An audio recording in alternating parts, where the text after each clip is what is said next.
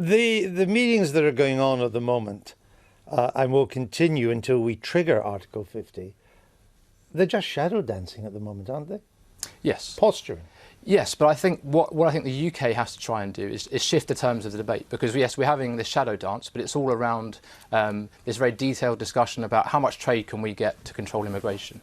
No one is thinking strategically about, well, what kind of relationship do we want to have between the UK and the European Union on both sides, because trade is obviously a fundamental element, but it's not the only element.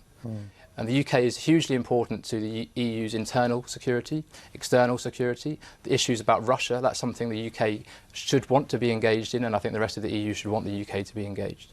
So I think at some point the UK, before we get into that formal nitty-gritty negotiation, needs to explain how we see the EU as a valuable geopolitical partner. Because I think if you set the context, some of these more knotty issues, they're going to be knotty, they're going to be difficult. But if you set them in a context, actually... Of the broader geopolitics, exactly, and what's the mutual, that our soldiers are on the border of Poland. What's the mutual interest here? And do we want to create a trade war in a situation in which we're actually dependent on each other for these much bigger issues?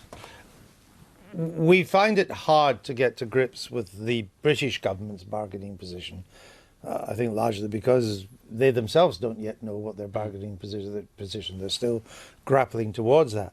But we're even more in the dark, other than the posturing from Monsieur Hollande or Jean-Claude Juncker. We're even more in the dark as to what the EU's bargaining position is going to be, aren't we? Yes, and that's partly because there's a high degree of sort of self-preservation, in the sense that a lot of these people face their own elections and they can't be seen to sort of give anything to the British. But I think more importantly, and I think the point I alluded to earlier, that no one is thinking in these strategic terms. And we can't expect Jean-Claude Juncker or Donald Tusk to think about that, because they deal with sort of the EU.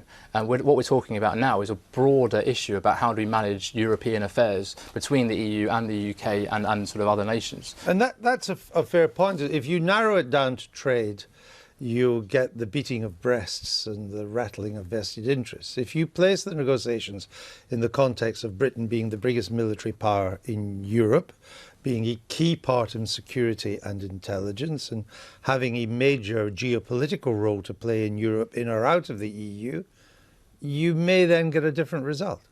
Well, that's why you have to go back to what David Cameron was trying to argue in his negotiation with the rest of Europe. He was saying to them, look, let's recognise that Britain plays all these other roles. It's not just about trade, it's about our global role in NATO, internal intelligence, all that kind of stuff. It's not just a trade relationship. But crucially, Cameron couldn't persuade the rest of the EU to water down freedom of movement in any way. And we can't get away from that. And you're right, Andrew, do the EU in any way want to negotiate about that, or do they just play hardball all the time? Even though Chukwuemeka, sitting in that very seat last night on This Week, tried to argue that the Europeans were now coming round to a different view on freedom of movement. But I, as they say in Scotland, I hear my doots when it comes to Angela Merkel on that, because it's such an important part, given that she was brought up behind the Iron Curtain and so on. It's very important to her.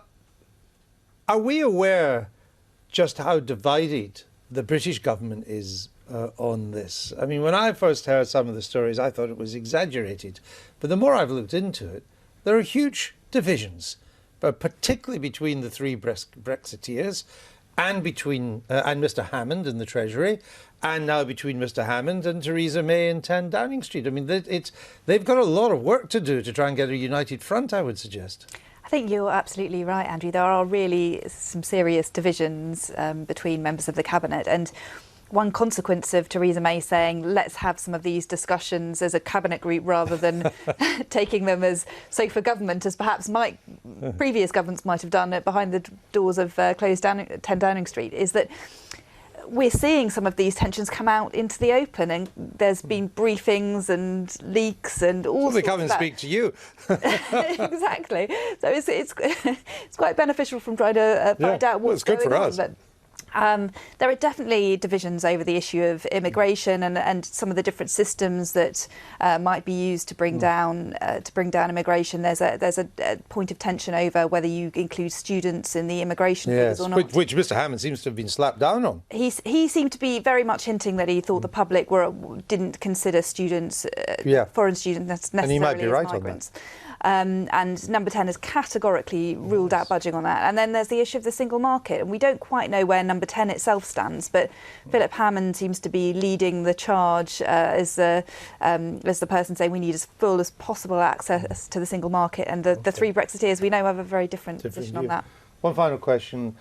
When Article 50 is triggered, before the end of March, the Prime Minister tells us, when it's done, if it's not done at the time, then surely in the immediate aftermath, the government will come under huge pressure to give a general idea of what its negotiating position is.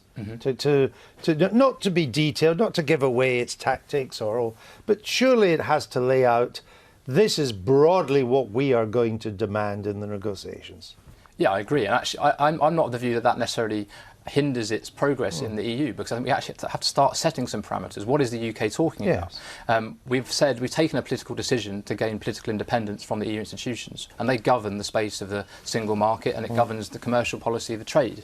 The UK is going to want an independent trade policy. And are we going to really want to intertwine ourselves so closely with the single market that we've given up the freedom that we've actually voted for? So I think the government is right to sort of set parameters at that stage. And then there's still lots of shades of grey in between that we can negotiate about. But without the parameters, A, the EU doesn't know what we're asking for.